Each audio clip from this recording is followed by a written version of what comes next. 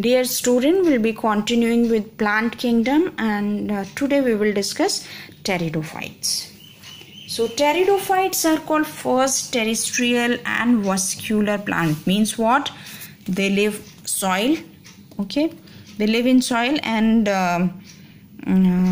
they have vascular bundle, so they don't need water since they can conduct the water throughout the plant, so they don't need the presence of water for any of its life processes except for the growth. Okay, so they are called terrestrial plants. They are seedless, spore-bearing, terrestrial vascular plant where the plant body is differentiated into leaf, stem and roots. They inhabit warm, damp and humid areas. Now if you look at the structure of fern, here we are discussing in general fern. Ferns are of various different varieties, different classes are there. We are not going in details of that. I'll be discussing general structure, how they look like. So basically it is divided into three parts: rhizome, fronds and sporangia. Now what is rhizome? Rhizome is a underground stem that produces adventitious root. There are vertical stem also that produces rosette of leaf. Now if you look at the structure, you can see roots are there and then stem is there, which is a very short stem, and rhizome is there because this is stem is progressing underground. Okay, so the fern if you grow at one place, the fern gets spreaded to the large area. Then there are young leaf, okay, and the hair-like projections on the leaf for the protection, they are called ramenta. And these are the leaf which can do photosynthesis. Then this is the stalk, or you can say petiole of the leaf. Ramenta is hair or scales on the younger plant of the stem, young leaf, petiole and brachioles of mature leaf. They protect the plant from mechanical injury and desiccation. Now the leaves are called fronds. Okay, now if you look at the leaf blade, okay, so leaf blade is actually divided. When the leaf blade is divided, this leaf is called actually compound leaf. But over here we will not use the word compound leaf, we will use the word frond. Okay, so this is called frond, and you can say this is the pinna, okay, where you find the leaf-like structure attached. These are called pinna, and midrib is known as rachis, and then petiole. The leaf blade may be variously divided into segment called pinnae. Single leaflet are pinna. Pinna are further divided into small segment called pinnules.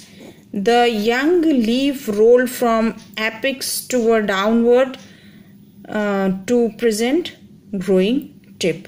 Okay, so the young leaves are actually rolled. Okay, now sporangia are present in sori. The structure present under the surface of leaf as black spot. You can see these black spot under the surface of leaf. These structure are called sori, and the leaf bearing sporangia are called sporophylls.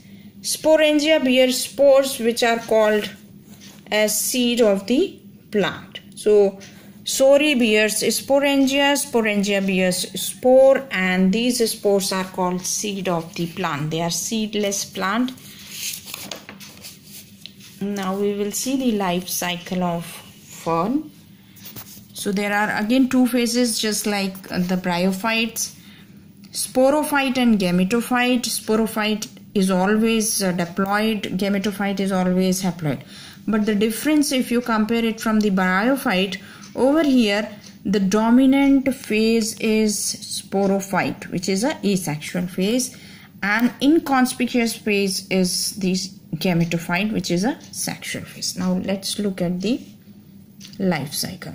So this is the sporophyte on maturity. Now over here you can see sporophyte is not dependent on gametophyte, it is independent. Okay, so you will see the frond, and you'll see it bears sori, so sori bears sporangia, and sporangia bears the spore. Again over here, when the spore formation occurs from the spore mother cell, then meiosis occurs. So finally haploid spores are formed. Okay, now this is meiosis occur and haploid spores are formed.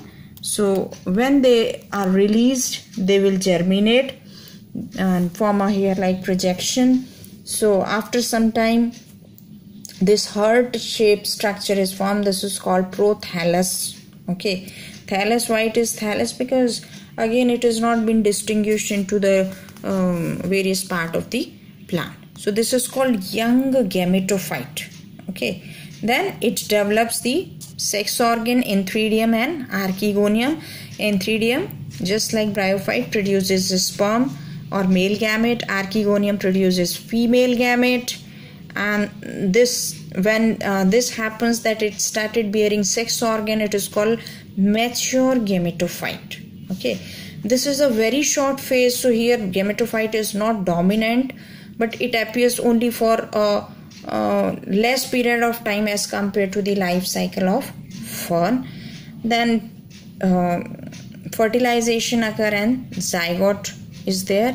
So zygote is 2N and it develop into embryo, and then embryo again develop into the gametophyte, and it is also sporophyte, where gametophyte also you can see it is still attached, but the sporophyte derive its nutrition from gametophyte and the gametophyte vanishes, and then independent sporophyte is seen. So now you have to compare what are the point of difference between the bryophytes and pteridophyte as far as the life cycle is concerned. Here I'll discuss few economic importance.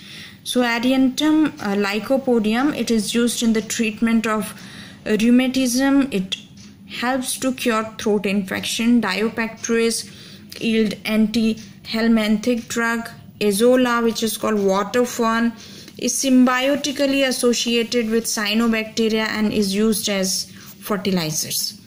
Reumora adiantiformis is called florist fern since their leaves resist wilting. They are used in the cut flower arrangement. Here you can compare certain things about bryophytes and pteridophytes. Dominant phase we have already discussed. Mature gametophytes, simple thallus in case of bryophytes, free living and photosynthetic, whereas in case of pteridophyte it is inconspicuous and prothallus.